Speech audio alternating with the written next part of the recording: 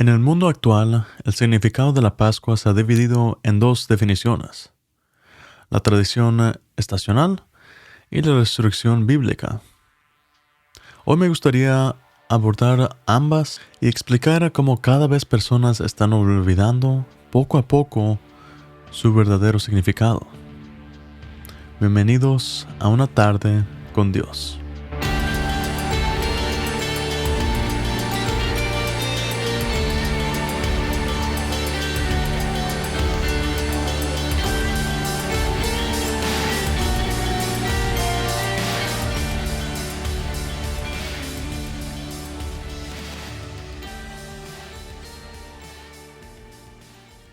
Así que comencemos con la visión moderna de la Pascua.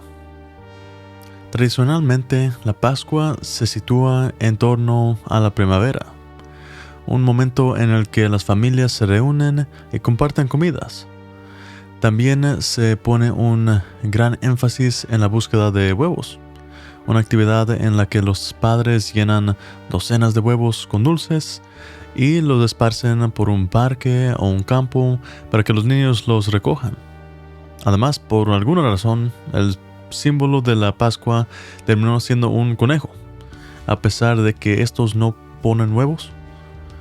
Pero, en fin, aparte de eso, se percibe como una festividad o celebración como cualquier otra, en la que las familias tienen la oportunidad de pasar tiempo juntas. Y si bien todo eso es maravilloso, cada año parece que el verdadero significado de la Pascua queda olvidado detrás de los conejos, los huevos y los dulces. Ahora les ofreceré un resumen del relato bíblico para que puedan formarse una imagen mental de los acontecimientos que verdaderamente representan la Pascua. Esta historia comienza en la Cena del Señor, también conocida como la Última Cena. Fue allí donde Jesús compartió su última comida con sus 12 discípulos, la misma noche en que sería traicionado. Posteriormente, Jesús se dirigió al huerto de Getsemaní. Él ya conocía los acontecimientos que estaban por suceder y sabía que la hora estaba cerca, por lo que se encontraba sumido en una profunda angustia. Lucas 22, versículo 42 dice: Padre, si quieres, aparte de mí esta copa, pero no se haga mi voluntad, sino la tuya. En Mateo 26, versículo 38, se menciona que su alma estaba abrumada por la tristeza hasta el punto de la muerte. Sin embargo, a pesar de todo este temor y esta agonía, seguía estando 100% dispuesto a hacer tal como el Padre había dispuesto. Estos acontecimientos fueron los precursores de la traición y el arresto de Jesús. Judas, uno de sus propios discípulos, se acercó a Jesús y utiliza un gesto de amistad, un beso, para identificarlo ante aquellos que han venido a apresarlo. Jesús se dirigió a Judas de manera directa y serena, demostrando que su arresto no constituye una sorpresa ni un fracaso de su misión, sino el siguiente paso en aquello de lo que ya había hablado. En otras palabras, Jesús es entregado no por carecer del poder para escapar, sino porque se entrega a sí mismo para consumar nuestra redención. Juan 10, versículo 17 al 18 afirma: Yo doy mi vida, nadie me la quita, sino que yo la doy por mi propia voluntad. Después de esto, Jesús es examinado por la autoridad civil y declarado públicamente inocente. Sin embargo, sigue siendo tratado como culpable. Él no muere por sus propios crímenes, sino como el justo que padece por pecadores como tú y como yo. Fue golpeado, escarnecido, humillado y obligado a cargar su propia cruz. hacia el lugar de la ejecución en Gólgota, donde sería crucificado. En términos simples, la crucifixión era un antiguo método de ejecución y tortura en la que una persona era atada o clavada a una cruz y dejada colgada hasta morir. Fue diseñada por los romanos para ser la muerte más dolorosa, humillante y pública posible, concebida para hacer que la gente ni siquiera pensara en la rebelión, la traición o otros delitos graves. Y aún después de tanto sufrimiento e injusticia, Jesús procede a orar por sus enemigos. Él declara en Lucas 23, versículo 24, «Padre, perdónalos, porque no saben lo que hacen». Algo que olvidé mencionar es que no fue crucificado solo. 2 criminales fueron colgados a cada uno de sus lados, uno a su derecha y el otro a su izquierda, con Jesús en el centro. En el Evangelio de Lucas, uno de los hombres se burló de Jesús, pero el otro lo defendió, pidiéndole a Jesús que se acordara de él cuando entrara en su reino. Jesús respondió, «Hoy estarás conmigo en el paraíso». Este momento demuestra que la cruz no es solo un lugar de juicio, sino también un lugar donde se ofrece misericordia a aquellos que se arrepienten. Poco tiempo después, Jesús exhaló su último aliento y de repente la oscuridad cubrió la tierra. Se produjo un terremoto masivo. El Evangelio de Mateo relata que muchos santos que habían muerto resucitaron. Tras presenciar estos acontecimientos y ver exactamente cómo Jesús murió, el oficial romano a cargo de la ejecución quedó aterrorizado. Exclamó, «Verdaderamente, este era el Hijo de Dios». Jesús realmente había muerto y fue bajado de la cruz y depositado en una tumba. Para cualquiera que viviera en aquellos días, podría parecer que toda esperanza estaba perdida, que la historia había terminado y que la misión había fracasado. Sin embargo, lo que ellos no sabían era que Jesús resucitaría de entre los muertos al tercer día.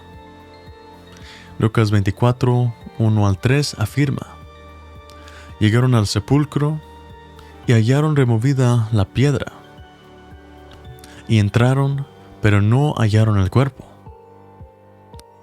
Jesús se aparecía a sus discípulos en múltiples ocasiones a lo largo de un periodo de 40 días, transmitiéndoles varios mensajes e instrucciones finales de vital importancia antes de ascender al cielo.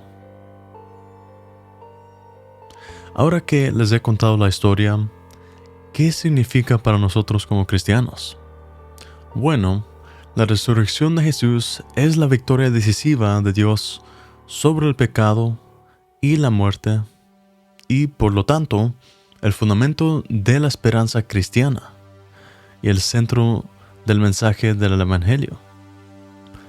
La resurrección confirma públicamente que la muerte de Jesús no fue un final trágico ni un mero ejemplo de amor, sino el acto salvador de Dios por nuestros pecados. Es la vindicación de Jesús por parte de Dios como el Mesías prometido, el Hijo de Dios y el Señor resucitado. Demuestra que las enseñanzas y las afirmaciones de Jesús son verdaderas y que Dios lo ha entronizado como Rey.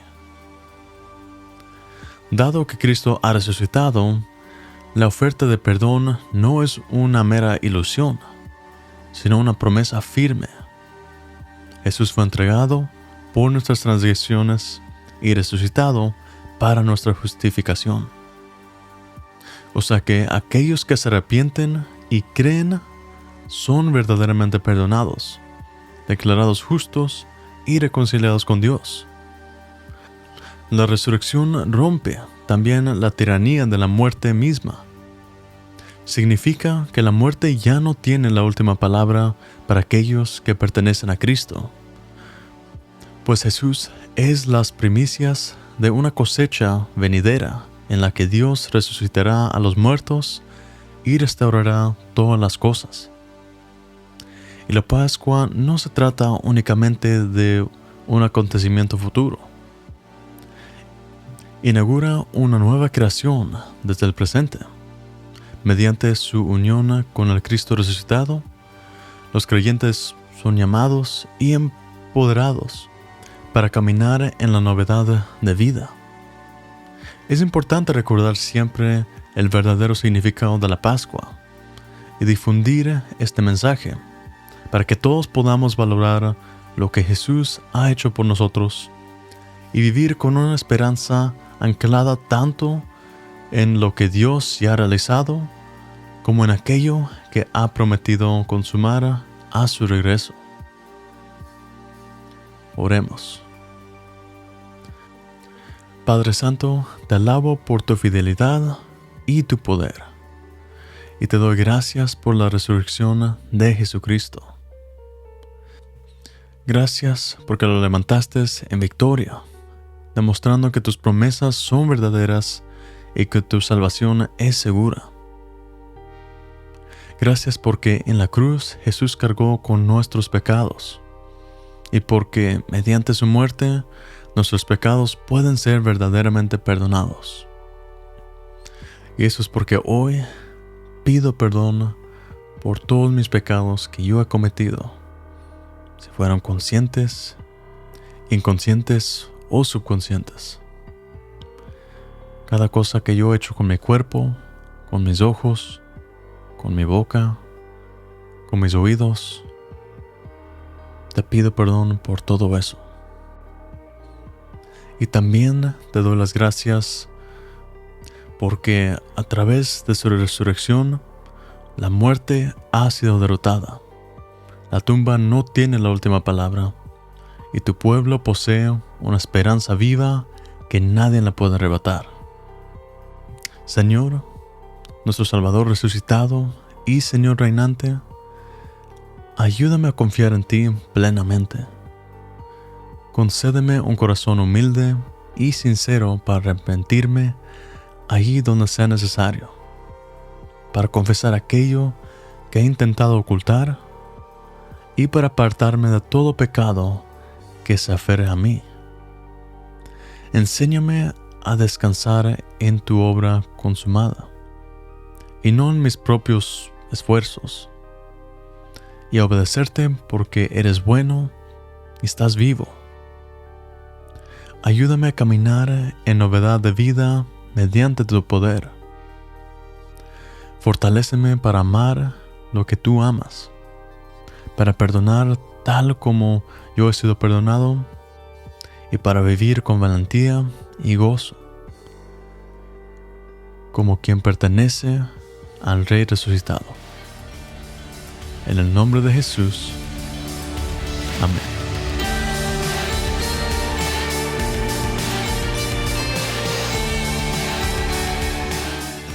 Una tarde con Dios es una producción por Fede Romero. La voz de hoy fue Jeffrey Romero. Música original por Fede Romero. Visita nuestro canal de YouTube, Verdad Superior, o visita nuestro sitio verdadsuperior.com para más información sobre el mundo espiritual. El proverbio de hoy. De tal manera amó Dios al mundo, que ha dado a su Hijo unigénito, para que todo aquel que cree en Él no se pierda, mas tenga vida eterna.